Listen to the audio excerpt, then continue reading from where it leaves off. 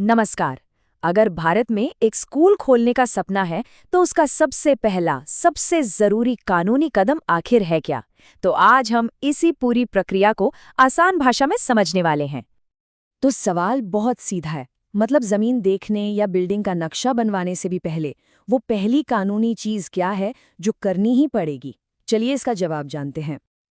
और इसका जवाब है एक नॉन प्रॉफिट संस्था बनाना। जी हाँ, भारत में स्कूल को एक बिजनेस नहीं बल्कि एक समाज सेवा माना जाता है, और यही इस पूरी प्रक्रिया की नींव है। आज हम इन्हीं सब मुद्दों पर बात करेंगे। पहले समझेंगे कि ये नॉन प्रॉफिट संस्था क्यों जरूरी है, फिर देखेंगे कि इसके लिए क्या-क्या विकल्प हैं, और आखिर में यह तय करने में मदद करेंगे कि कौन सा रास्ता चुनना सही रहेगा। तो चलिए इसमें थोड़ा और गहराई से उतरते हैं। सबसे पहले ये समझना बहुत ज़रूरी है कि ये जो नॉन प्रॉफिट वाला ढांचा है, ये कोई ऑप्शन नहीं है, बल्कि एक अनिवार्य शर्त है। तो सवाल उठता है, ऐसा क्यों? देखिए, इसकी मुख्य वजह ये है कि भारतीय कानून के हिसाब से शिक्षा समाज की सेवा है, कोई बिजनेस नहीं। सरकार ये पक्का करना चाहती है कि स्कूल चलाने का मकसद पैसा कमाना ना हो, और ये ढांचा पारदर्शिता और सही मैनेजमेंट की गारंटी देता है। तो चलिए अब आते हैं ऑप्शंस पर। सबसे पहला विकल्प है एक ट्रस्ट का गठन करना। ये तीनों में सबसे सरल और सीधा रास्ता माना जाता है। तो ये ट्रस्ट होता क्या है? इसे ऐसे समझिए, जब कुछ लोग मिलकर अपनी संपत्ति या फंड को शिक्षा जैसे किसी नेक काम के लिए समर्पित करने का फैसला करते हैं, तो वो एक ट्रस्ट बनाते हैं। ट्रस्ट शुरू करने के लिए कम से कम सिर्फ 2 सदस्यों की जरूरत होती है, जो इसे काफी आसान बनाता है। इसका रजिस्ट्रेशन भारतीय ट्रस्ट अधिनियम के तहत होता है, और इसका पूरा मैनेजमेंट ट्रस्टी देखते हैं। इसकी सबसे बड़ी खासियत इसकी सरलता ही है। डॉक्यूमेंट्स की बात करें तो सभी ट्रस्टियों के आईडी और एड्रेस प्रूफ लगेंगे, और साथ में सबसे जरूरी दस्तावेज ट्रस्ट डीड। समझिए, ये ट्रस्ट डीड ही सब कुछ है। इसी में ट्रस्ट के सारे उद्देश्य और नियम कानून लिखे होते हैं। चलिए अब देखते हैं दूसरा रास्ता, और वो है एक सोसाइटी का गठन। ये एक ज्यादा डेमोक्रेटिक यानी लोकतांत्रिक और समूहाधारित स्ट्रक्चर है। सोसाइटी का मतलब ही है समूह। जब कई लोग एक कॉमन मकसद जैसे कि शिक्षा को बढ़ावा देना के लिए एक साथ आते हैं और एक संस्था बनाते हैं, तो उसे सोसाइटी कहते हैं।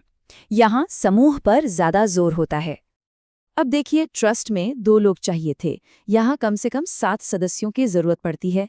इसका रजिस्ट्रेशन सोसाइटी पंजीकरण अधिनियम 1860 के तहत होता है, और इसका मैनेजमेंट एक चुनी हुई गवर्निंग बॉडी करती है, जो इसे कामकाज में ज्यादा लोकतांत्रिक बनाती है।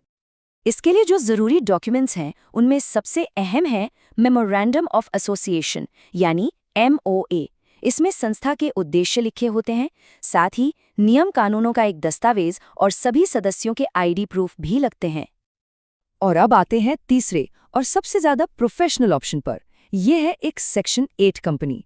ये उन लोगों के लिए है जो बड़े पैमाने पर काम करने की सोच रहे हैं। सेक्शन 8 कंपनी असल में एक कंपनी ही है जो कंपनीज एक्ट 2013 के तहत रजिस्टर होती है, पर इसका एक ही मकसद होता है, चैरिटी यानी धर्मार्थ कार्य, जैसे कि शिक्षा को बढ़ावा देना।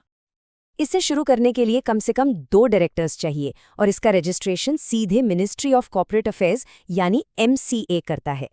इसे एक बोर्ड ऑफ डायरेक्टर्स मैनेज करता है, जो इसे एक बहुत ही प्रोफेशनल और स्ट्रक्चर्ड रूप देता है। अगर भविष्य में विस्तार करने का प्लान है तो ये बहुत अच्छा ऑप्शन है। यहाँ पे डॉक्यूमेंटेशन थोड़ा ज्यादा फॉर्मल है। डायरेक्टर्स के लिए डिजिटल सिग्नेचर सर्टिफिकेट्स यानी DSC की जरूरत होती है। साथ ही मेमोरेंडम ऑफ एसोसिएशन और आर्टिकल्स ऑफ एसोसिएशन जैसे कॉर्पोरेट दस्तावेज भी चाहिए होते हैं, जो कंपनी के लक्ष्य और अंदरूनी नियम तय करते हैं। तो अब जब हम तीनों विकल्पों को समझ चुके हैं, तो सबसे बड़ा सवाल उठता है कि इन तीनों में से सबसे सही कौन सा है। चलिए इसका फैसला करने में थोड़ी मदद करते हैं। देखिए, सही स्ट्रक्चर का चुनाव इस बात पर निर्भर करता है कि स्कूल का विजन क्या है, उसका आकार कितना बड़ा रखना है और मैनेजमेंट स्टाइल कैसा होगा। ये टेबल सब कुछ बहुत आसान कर देती है। देखिए, अगर एक छोटे से मीडियम साइज का स्कूल खोलने का प्लान है तो सिर्फ 2 सदस्यों वाला ट्रस्ट सबसे सरल है। अगर स्कूल में कम्युनिटी की भागीदारी जरूरी है तो 7 सदस्यों वाली सोसाइटी बेहतर है। और अगर विजन एक बड़ी प्रोफेशनल तरीके से मैनेज होने वाली संस्था बनाने का है तो 2 डायरेक्टर वाली सेक्शन 8 कंपनी सबसे अच्छा विकल्प है। तो सब कुछ लक्ष्य पर निर्भर करता है। एक बात बिल्कुल याद रखनी है, चाहे ट्रस्ट चुने, सोसाइटी या फिर कंपनी, लीगल डॉक्यूमेंट में ये उद्देश्य साफ साफ लिखा होना चाहिए कि मकसद मुनाफे के बिना सिर्फ और सिर्फ शिक्षा को बढ़ावा देना है। और हाँ, ये काम करना कब है, ये सबसे जरूरी सवाल है। जवाब है सबसे पहले।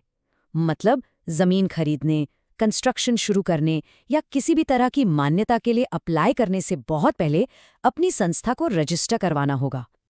तो चलिए अब पूरी प्रक्रिया को एक आसान सी चेकलिस्ट में समेट लेते हैं ताकि फौरन एक्शन लिया जा सके। तो एक्शन प्लान ये है, सबसे पहले अपनी जरूरत के हिसाब से तीनों में से एक चुनें। फिर जरूरी दस्तावेज जैसे ट्रस्ट डीड या एमओए तैयार करें।